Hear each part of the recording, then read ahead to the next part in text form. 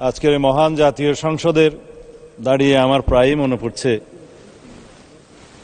এই সংসদ গঠিত হওয়ার পরে যিনি সবচাইতে বেশি খুশি হতে পারতেন তিনি দেশনেত্রী বেগম খালেদা জিয়া। তিনি আজকে আমাদের মধ্যে নেই। দীর্ঘ ৪৫ বছরও বেশি আমি দেশনেত্রী বেগম খালেদা জিয়ার সহকর্মী হিসাবে, কখনো কর্মচারী হিসাবে, কখনো সংসদ সদস্য হিসাবে, কখনো মন্ত্রী হিসাবে, কখনো দলের নেতা হিসাবে তার ছায়াতলে ছিলাম, স্নেহের ছায়াতলে ছিলাম, নেতৃত্বে ছিলাম। অনেক আন্দোলন, অনেক সংগ্রাম, অনেক ত্যাগ তিতিক্ষা, কিন্তু তার সাথে পৃথিবীর কোনো ত্যাগের কোনো তুলনা করা যায় না। তিনি একসময় সামরিক স্বৈরাচার বিরোধী আন্দোলনে নেতৃত্ব দিতে দিতে গণতন্ত্রকে অবমুক্ত করেছিলেন, সামরিক স্বৈরাচারকে হটিয়েছিলেন, খেতাব পেয়েছিলেন দেশনেত্রী। তখন আপসহীন নেত্রী হিসেবে তিনি খেতাব পেয়েছিলেন। তারপরে গণতন্ত্রের যে যাত্রা ১৯৯১ সালে শুরু হলো, সংসদীয় গণতন্ত্রের যাত্রা শুরু করলেন। তার হাত দিয়েই এদেশে সংসদীয় গণতন্ত্রের পুনরায় যাত্রা শুরু হয়েছিল। তার হাত ধরেই এদেশে তত্ত্বাবধায়ক সরকার পদ্ধতি চালু হয়েছিল এবং তার হাত ধরেই বাংলাদেশে গণতন্ত্র এবং নারী শিক্ষার অগ্রগতি হয়েছিল অভূতপূর্ব। ২০০১ সালে তিনি যখন আবার প্রধানমন্ত্রী নির্বাচিত হলেন, আজকে আপনারা অনেকেই এই শোক প্রস্তাবে বলেছেন ৩ বারের প্রধানমন্ত্রী।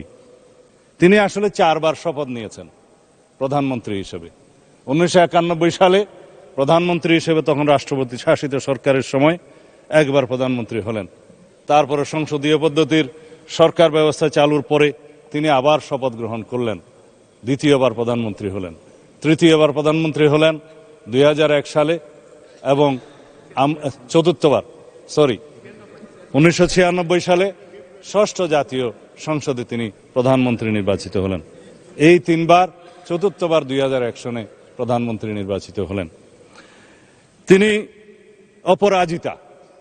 বাংলাদেশের রাজনীতিতে এরকম আর কোনো নজির নাই, উপমহাদেশে আছে কিনা জানি না।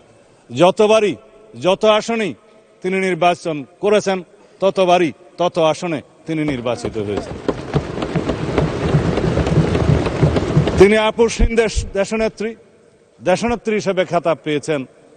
বিগত সময়ে স্বৈরাচার বিরোধী, সামরিক স্বৈরাচার বিরোধী আন্দোলনের সময়ের ধারাবাহিকতায় বাংলাদেশের গণতন্ত্র যার হাত দিয়ে বারবার অবমুক্ত হয়েছে, সেই ধারাবাহিকতায় ফ্যাসিবাদ বিরোধী গণতান্ত্রিক আন্দোলনে অবিরাম সংগ্রামের মধ্য দিয়ে তার নজিরবিহীন ত্যাগের নজির স্থাপন করে তিনি খেতাব পেয়েছেন বাংলাদেশের মানুষের কাছে দেশনেত্রী এবং গণতন্ত্রের মা। আজকে সেই গণতন্ত্রের মা আমাদের মধ্যে নেই। তিনি নেই, কিন্তু তিনি আছেন বাংলাদেশের প্রতিটি মানুষের অন্তরে। সারা পৃথিবীর গণতন্ত্রকামী প্রত্যেক মানুষের অনুপ্রেরণা হিসেবে তিনি জীবিত থাকবেন তাদের অন্তরে। তিনি যদিও আমাদের মধ্যে শারীরিকভাবে নেই, সারা পৃথিবীর মানুষের গণতন্ত্রের অনুপ্রেরণা হিসাবে তিনি সারা পৃথিবীর মানুষের মধ্যে জীবিত থাকবেন, জাগরুক থাকবেন। তিনি আমাদের অনুপ্রেরণা জুগিয়ে যাবেন। তার সেই নেতৃত্ব, গণতন্ত্রের জন্য অপরিসীম ত্যাগ এবং তার সংগ্রামের কাহিনী আজীবন বাংলাদেশের ইতিহাস যতদিন থাকবে ততদিন এদেশের মানুষ স্মরণ রাখবে এবং অনুপ্রাণিত হবে। আজকে দীর্ঘ আলাপ করার সময় নেই, কিন্তু তার জীবনে নিয়ে আলাপ করতে গেলে জাতীয় সংসদের অধিবেশন একটি কেন, প্রত্যেকটা অধিবেশনই যেন কম হয়ে যাবে। সুতরাং আমি আজকের এই মহান জাতীয় সংসদে, যেহেতু আমাদের দীর্ঘ ১৭ বছরের রক্তের উপর দাঁড়িয়ে, যেই গণতান্ত্রিক সংগ্রামের উপরে দাঁড়িয়ে শহীদের আকাঙ্ক্ষার ভিত্তিতে যে ভিত্তি নির্মাণ হয়েছে, তার ভিত্তিতে আমরা এই জাতীয় সংসদে দাঁড়িয়ে আছি, সেজন্য আমি আজকে সময় বেশি নেব না। এই কামনা শুধু করতে পারি তিনি আমাদের গণতান্ত্রিক সংগ্রামে আজীবন অনুপ্রেরণা হয়ে থাকবেন। যারা দীর্ঘ ১৭ বছরের ধারাবাহিক সংগ্রামকে প্রত্যক্ষ করেছেন, যার ধারাবাহিকতায় ২০২৪-এর ছাত্র গণ অভ্যুত্থান সংগঠিত হয়েছে, সেই অভ্যুত্থানের একটি বিশাল অংশ জুড়ে দেশনেত্রী বেগম খালেদা জিয়ার নেতৃত্ব আমাদেরকে অনুপ্রেরণা এবং সাহস জুগিয়েছিল। যারা জুলাই যোদ্ধা হিসেবে পরিচিত, যারা জীবিত আছেন, যারা ছাত্র গণ অভ্যুত্থানে শহীদ হয়েছেন, যাদের আকাঙ্ক্ষা এবং যাদের প্রত্যাশা, জনপ্রত্যাশা পরিপূরণ করার জন্য আমরা আজকে এই জাতীয় সংসদে আছি। আমাদের প্রত্যেকের দায়িত্ব এবং কর্তব্য হচ্ছে দেশনেত্রী বেগম খালেদা জিয়া যেই বাংলাদেশ দেখতে চেয়েছিলেন, গণতন্ত্রের যে সুদৃঢ় ভিত্তি রচনা করতে চেয়েছিলেন, সেই সুদৃঢ় ভিত্তি সাম্যের ভিত্তিতে, ন্যায় বিচারের ভিত্তিতে, মানবিক মর্যাদার ভিত্তিতে সেই বৈষম্যহীন বাংলাদেশ আমাদেরকে বিনির্মাণ করতে হবে। আমরা সেই পথেই যাব। মাননীয় স্পিকার, আপনাকে আবারও ধন্যবাদ জানাই। খোদা হাফেজ। বাংলাদেশ জিন্দাবাদ।